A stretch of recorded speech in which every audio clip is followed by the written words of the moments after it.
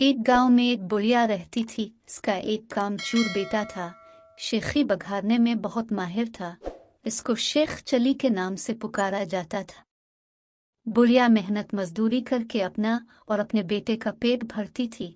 एक दिन बुढ़िया बीमार हो गई। घर में खाने को कुछ न था। रात को माँ बेटा दोनों ने फाका किया। अगले दिन माँ ने कहा, अब तुम कुछ काम करो, जंगल से लकड़ियां ही लाकर बेच दिया करो ताकि गुजर औकात हो सके। माँ की बात सुनकर शेख चली ने जंगल की राह ली। जो दरख्त उसके रास्ते में आता वो इससे पूछता, मैं तुझे काट लूँ या नहीं। किसी दरख्त ने भी इसका जवाब न दिया। शाम होने को थी। शेख चली घर वापस आने का इरादा कर ही रहा था कि एक दरख्त नजर आया। उसने पास जाकर पूछा, मैं तुझे काट लूँ? दरख्त बोला, हाँ काट ले, मगर एक नसीहत करता हूँ।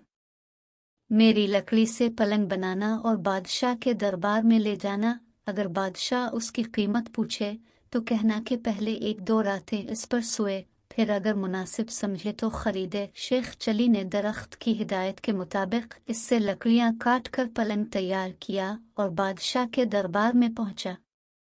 बादशाह ने कीमत पूछी तो शेख चली ने कहा, पहले आप इसको 1-2 रात इस्तेमाल करें। अगर इसमें कोई खूबी पाएं तो इनाम के तौर पर जो दिल चाहे दे दे। बादशाह हैरान हुआ और शेख चली के कहने पर नौकरों को हुक्म दिया कि आज यही पलंग मेरे कमरे में बिछाया जाए। रात हुई तो बादशाह इसी पलंग पर सोया। आधी रात को पलंग का एक पाया बोला, आज बादशाह की जान खतरे में है। दूसरे ने कहा, वो कैसे? तीसरा बोला, बादशाह के जूते में काला सांप था। चौथे ने कहा, बादशाह को चाहिए कि सुबह जूते को अच्छी तरह झाड़कर पहने। सुबह बादशाह ने इसी तरह किया। जूते झाड़े, गिर्द उठी, इसमें से एक सांप निकलकर भागा। दूसरी रात जब बादशाह सोया तो फिर पायों ने बातें शुरू की। एक बोला कि तुम पलंग को संभाले रखो, मैं कुछ खबरें जमा कर लूं। तीनों पायों ने पलंग को थामे रखा।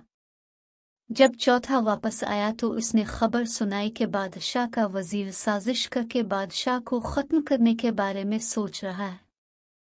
फिर दूसरा पाया गया और खबर लाया कि बादशाह की एक कनीज वजीर से मिलकर बादशाह को जहर देना चाहती है। तीसरे पाए ने तजवीज़ पेश की कि बादशाह को चाहिए कि वजीर को कैद में डाल दिए। चौथा पाया गया और ये खबर लाया कि बादशाह को जो दूध सुबह पीने को दिया जाएगा इसमें जहर होगा।